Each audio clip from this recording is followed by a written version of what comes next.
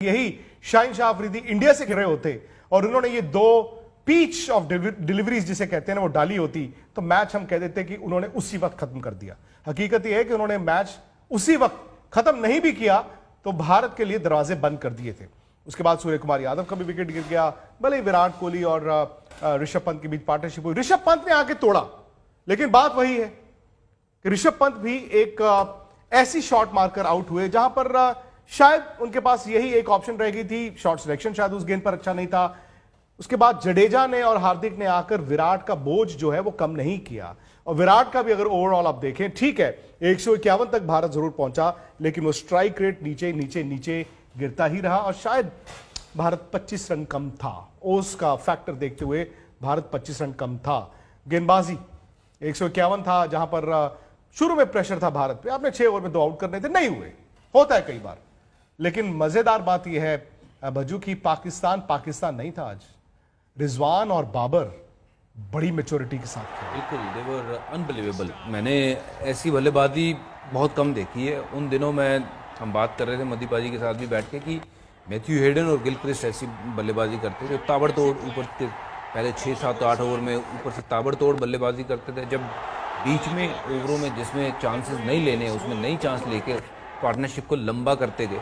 But ये मतलब class एक पार्टनरशिप कहूँगा मैं कि नॉर्मली ऐसा होता नहीं कि एक भी विकेट ना गिरे आप 150 रन का जो लक्ष्य पीछे करते हुए।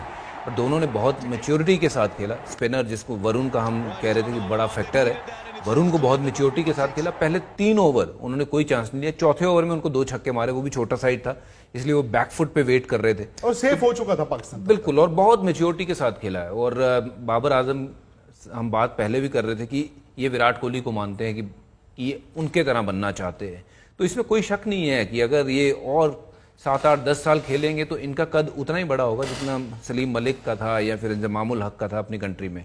तो बहुत ही बेहतरीन कप्तानी भी करी उन्होंने, बहुत ही बेहतरीन उन्होंने ये पारी भी खेली और उनके साथ जो विकेट कीपर रिजवान पैरों पे बहुत तेज है भाई। पर पाकिस्तान बहुत ने पैनिक नहीं किया बिल्कुल भी, बिल्कुल पैनिक किसी लगा स्टेज पे नहीं आकर बहुत मैच्योर बहुत मैच्योर बैटिंग और बॉलिंग इन्होंने की है। और एक ऐसा दिखाई नहीं दिया कि कहीं पे जाके इनको तो लगा कि हाँ, बीच में एक थोड़ा सा जब पार्टनरशिप हो रही थी थोड़े से हिले, पर फिर उन्होंने अपने आप को गैदर किया और फिर उन्होंने उनको एक और भी बात है ना, टाइम टू टाइम उनको ब्रेक भी मिलती चले गई। ये नॉर्मली पैनिक करते हैं, बट आज जिस लिहाज की उन्होंने बल्लेबाजी करी, बल्लेबाजी में तो ऐसा लगा कि they were in control from the ball 1।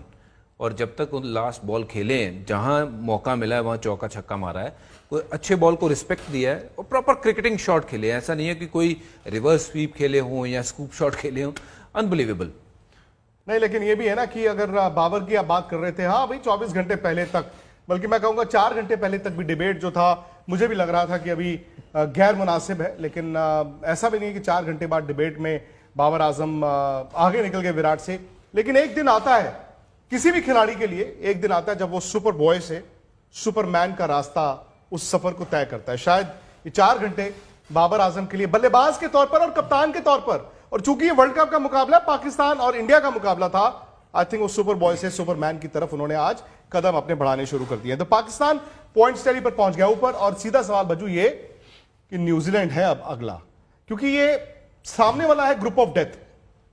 हमारा तो ग्रुप ऑफ डेथ नहीं था, लेकिन अगर हम न्यूजीलैंड से भी हार गए फिर बन गया तो फिर नहीं, ग्रुप ऑफ डेथ नहीं होगा, फिर हमारे लिए मुश्किल हो गया। हाँ नहीं, बिल्कुल। देखिए, ग्रुप ऑफ डेथ तो अभी भी बन गया है, क्योंकि ये छोटे टूर्नामेंट में ना चांसेस बहुत कम होते हैं और अगर आप थोड़ा सा पीछे रह जाओ और दूसरी टीम आके आपको फिर पछाड़ दे तो फिर बड़ी मुश्किल हो जाएगी। मैं उम्मीद करता हूँ कि जो आज हुआ है उससे हमें विपरीत जो है वो परफॉर्मेंस देखने को मिलेगी। बल्लेबाजी या फिर बॉलिंग हमें इससे बेहतरीन दिखने को मिलेगी, क्योंकि अगर अगला मैच टाइट हो गया और अगर हमें रिजल्ट सही नहीं मिले तो फिर आगे का रास्ता बहुत मुश्किल हो जाएगा। New Zealand side is a good side है, very good side, very good side. और उनके पास बॉलिंग अटैक या बैटिंग वगैरह उनके पास है, और फील्डिंग तो आपको पता है 20-25 रन तो वो रोक ही लेते हैं। जी हाँ, बिल्कुल। मैं टिम साउदी के साथ बात कर रहा था, जो मेरे टीम में है वो, तो वो ये कह रहे थे कि we don't have big players, हमारे पास कभी बड़े नाम नहीं होते, पर हमारे पास इफेक्टिव प्लेयर हैं जो छोटे छोटे रोल ना बखूबी निभाते हैं। कहते हैं हम 20-25 रन रोकते हैं फील्ड में, बॉलिंग हमें पता है कि कौन से एरियाज में करनी है, हम we don't do fancy things, we just keep things very simple and they are very very tight unit. तो वो एकजुट होकर जो कैप्टन जो है बड़ी सिंपल बैटिंग करते हैं वो, कोई ऐसा नहीं है कि फ्लैशी टाइप ऑफ, और रन बॉल चलाते हैं, उसके बाद बीच में भी नो एक्सेलरेट कर लेते हैं, और उनका ये नहीं है कि वो गेम को रोकते हैं, या पर ये है कि वो बिल्कुल सही कहा, उनकी बड़ी इफेक्टिव टीम है, जिससे कि हार चुभ रही है आपको? हार चुभ रही है? हार चुभ रही गर्मी है? लग रही, मुझे तो गर्मी लग रही है। हार एक्चुअली मुझे भी गर्मी लग रही है, पसीने भी आ रहे हैं मुझे। नहीं, हार क्यों नहीं चुभेगी? हार तो देखिए, हमें पहली है कि पहली हार से क्या होता है कि आपके सामने थोड़ी सी मुश्किलें और ज्यादा बढ़ती चले जाती है। आपकी टीम कॉम्बिनेशन का बनाना, आप उसमें को क्या बनाते हैं, क्या वो आपको फायदेमंद होती है या बैकफायर करती है, ये भी देखने वाली बात होती है कि कौन सा खिलाड़ी किस जगह पे फिट होता है। क्योंकि एक और देखिए, हमने 5 बॉलर जरूर खिलाए हैं, जडेजा को टारगेट करेंगे, मैं बज्जू से भी कह रहा हूं टारगेट करेंगे ही करेंगे, क्योंकि उसका जो बॉलिंग है ना वो थोड़ा सा